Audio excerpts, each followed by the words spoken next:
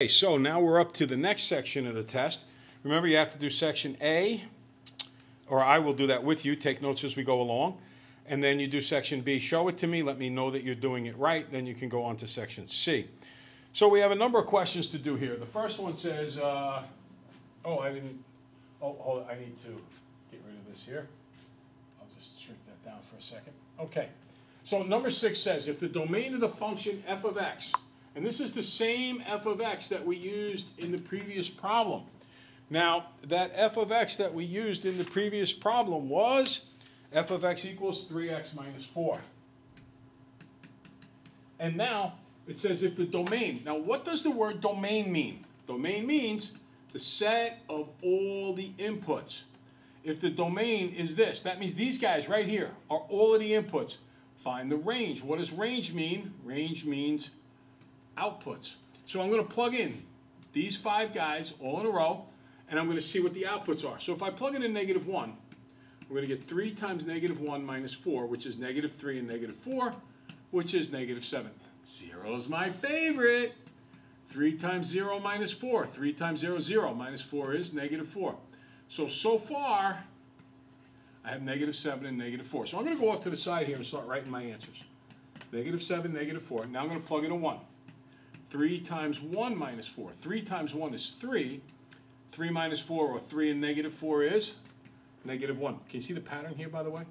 I'm going up by 3s, and that makes sense because the slope or rate of change of this is a 3. Let's plug in a 2. 3 times 2 minus 4 is going to be 6 minus 4, which is 2. And going up by 3s, I'm going to predict that the last one comes out to 5, but let's plug it in. 3 times 3 minus 4 is 9 minus 4, which is indeed 5.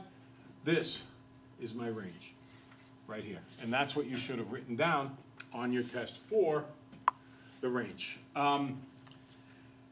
Most people really got that right. If you got it wrong, you must not have understood what range means. And that's a lack of preparation because you got 2 pre-tests that look like this before the actual test. Okay, which bracket notation is equivalent to this? Well, this is just a less than, and this is a less than or equal to. If it's or equal to, it's a staple. If it's not or equal to, like this one, it's a parenthesis. So it has to be choice C. Johnny climbs up on his roof and he shoots a water-propelled rocket from a height of 18 feet. The rocket has an upward velocity of 20 feet per second. Write a quadratic function that can be used to determine it. So h of t equals. Now, this is in English units, so it's always going to be -16 in front. That's a gravitational constant. -16 t squared. The next number is always the upward velocity. So the upward velocity, it says here, is 20, so plus 20t. Don't forget the t's. And 1 or 2 people forgot squared here. And then from a height, because the last number is the initial height, plus 18. So -16 t squared plus 20t plus 18.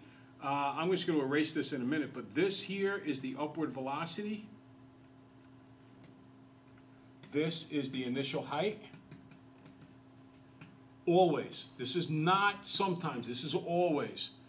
It's always t squared, t, and then just a number. And this is always going to be -16 t squared as long as it's the English system. If it was the metric system, it would be -9.8 t squared. Blah, blah, blah. The rest of it would stay the same. Okay? So, those are the answers to the first 3. I don't think they're hard, and I do believe that we prepped enough that every kid should have gotten every one of those questions right between the number of times you saw them on do-its and so on.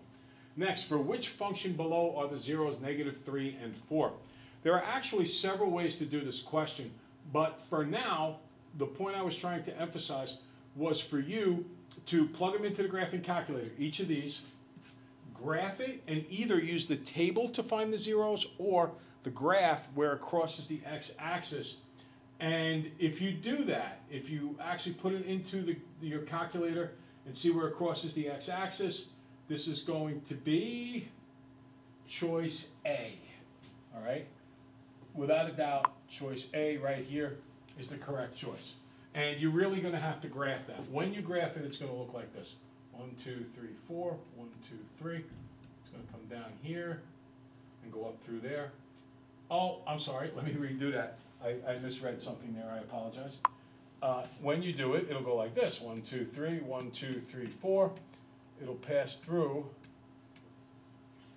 -3, which is right here, and +4, and that's how you know it's the zeros. The zeros are wherever it crosses the x-axis. In this case, -3 and 4 is what you want.